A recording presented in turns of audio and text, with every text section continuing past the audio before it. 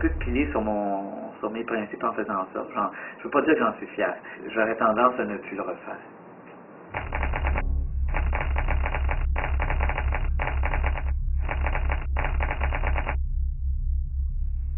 Ben, j'ai trouvé l'expérience un peu traumatisante là, la dernière fois.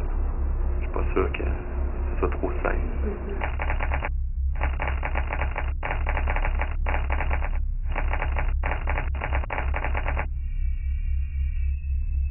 Je suis en bonne santé, alors c'est pas quelque chose qui me dérange. Ça dérange certaines personnes.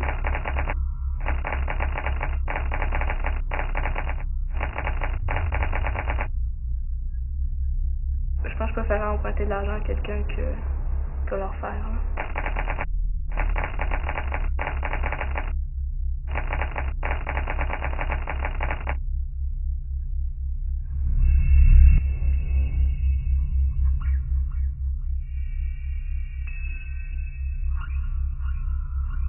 J'ai participé à 2 études cliniques. Alors, je dirais 5 ou 6. 2, j'étais allé 2 fois, oui. Une vingtaine d'études, facilement. Ce qui est plus commun, c'est de trouver des études à environ 1000, 1200 $. Ça se trouve aussi des études à 2000 et ça se trouve des études à genre 4-5 000 $. Les 2 fois, c'était 650 $. C'est à peu près 1200, puis la deuxième, c'est environ 500 $. Entre 13 et 16 $. Je suis sûre qu'ils peuvent nous payer plus, parce que déjà 500 $, moi pour moi ça a l'air beaucoup.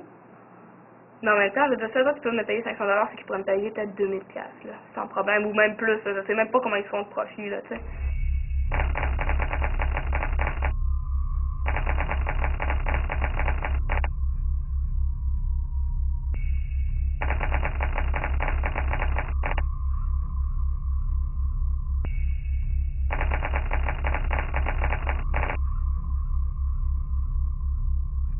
J'avais pas ben d'argent, fait que ça m'a permis d'augmenter mes moyens, mes sources de revenus. Parce que, une fois que je partais en voyage, puis j'avais besoin d'argent rapidement. Parce que c'était une façon d'arrondir les fins de mois et puis de temps en temps de me payer des choses plus chères. Et j'avais le goût de me payer le luxe d'aller plus au bout de certains projets de création comme artiste. Donc on peut dire que ça m'a donné un coup de main, mais pas tant que ça.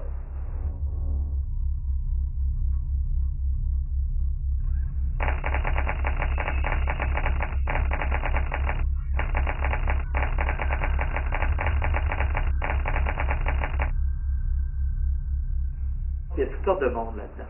Tu as les gens vraiment qui sont dans le besoin, qui ont une famille à faire vivre, ou qui n'ont pas beaucoup de revenus et qui viennent compléter, ou des immigrants, ou tout ça. Tu as des gens comme moi j'étais qui pourraient gagner plus de sous, mais dans des choses qui sont écœurées, qui ne veulent plus faire. Puis tu avais aussi des gens qui gagnent 35, 40, 45 000 par année, puis qui se disent, ben moi là, je me paye un voyage cette année. C'était multi-ethnique, là, tu avais autant des gens qui avaient des diplômes universitaires, que du monde qui était sur DS, il y avait du monde de 20 ans jusqu'à 60 ans, il y a des hommes et des femmes avec des études que j'ai faites. Il y a des gens que pour eux autres, c'est un milieu de vie.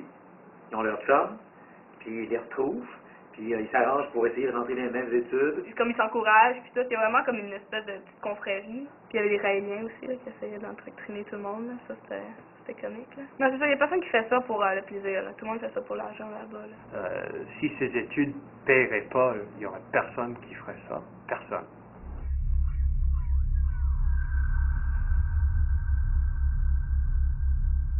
On se sent vraiment comme un animal dans une très grande cage.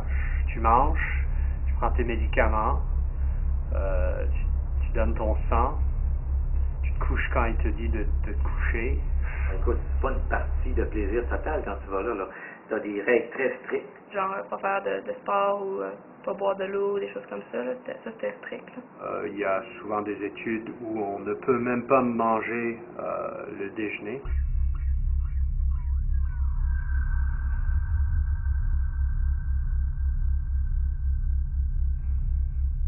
Ça commence à... Ils donnent un médicament.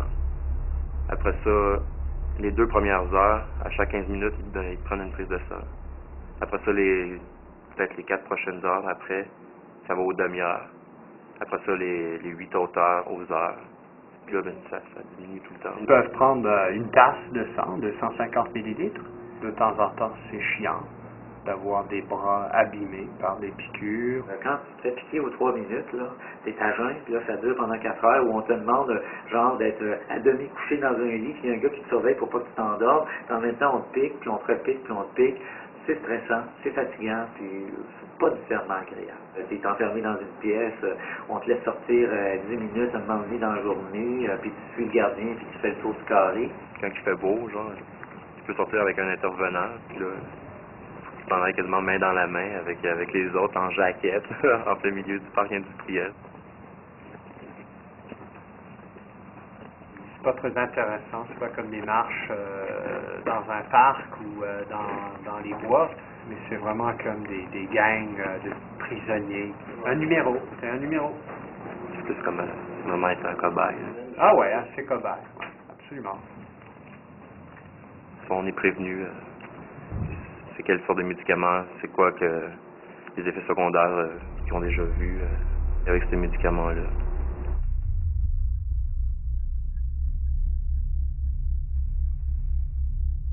C'était des antidépresseurs. Moi, ça m'a fait effet contraire, ça m'a rendu dépressif. Il y a un gars, lui, ça faisait 20 fois qu'il allait, puis il dit c'est la première fois que c'est aussi fort que ça, les effets secondaires. J'avais de la misère à marcher. Là. Fallait les 4 premières heures, fallait rester alité. Puis, si on voulait aller aux toilettes, quelqu'un venait avec toi. Là. Quand je suis rentré chez nous après la première fin de semaine, j'étais rendu allergique à mon chat. Un médicament qui sert pour empêcher le corps de rejeter les graisses. Alors, j'ai appelé. Donc, là-dessus, ils sont toujours corrects. Tu as le droit de te désister. Ils te donnent la partie en argent du bout que tu as fait, puis le reste, bon, tu l'as pas. Ça a pris 6 mois d'ailleurs pour que j'arrête d'être allergique à mon chat. Ben, c'est plus parce que c'est ton corps, puis t'as pas l'impression de savoir qu'est-ce que le médicament il fait. On prête notre corps pour tester des drogues, des médicaments. On est prêt à prendre des chances avec notre santé.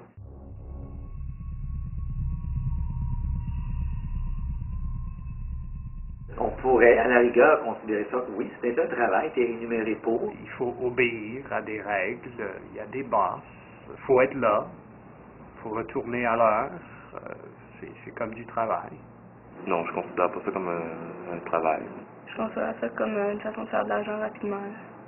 Je pense pas éthiquement que ça devrait être ton seul revenu, mais en même temps, je veux dire, si toi, ben, t'as pas le goût de faire du 9 à 5, puis t'as pas de formation, puis tu trouves que, de toute façon, même si tu fais du 9 à 5, ben, l'impôt, elle va t'en enlever tellement à la fin de l'année.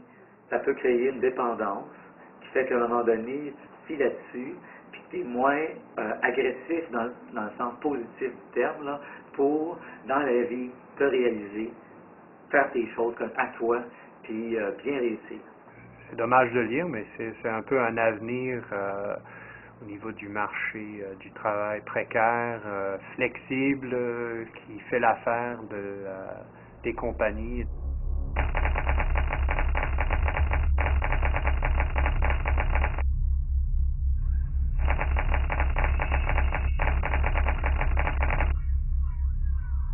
On parle de quelque chose que les gens ne sont vraiment pas habitués à faire, de se faire utiliser comme des machines biologiques pour tester des médicaments. C'est des machinages, hein?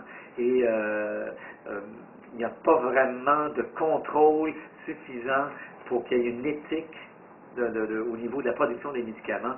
Je ne crois pas que l'industrie pharmaceutique est menée avant tout par des gens qui ont à cœur complètement la santé des gens à un prix, comment je dirais, juste dans le sens de dire c'est votre santé, on fait quelque chose au meilleur prix possible pour vous soigner le mieux possible.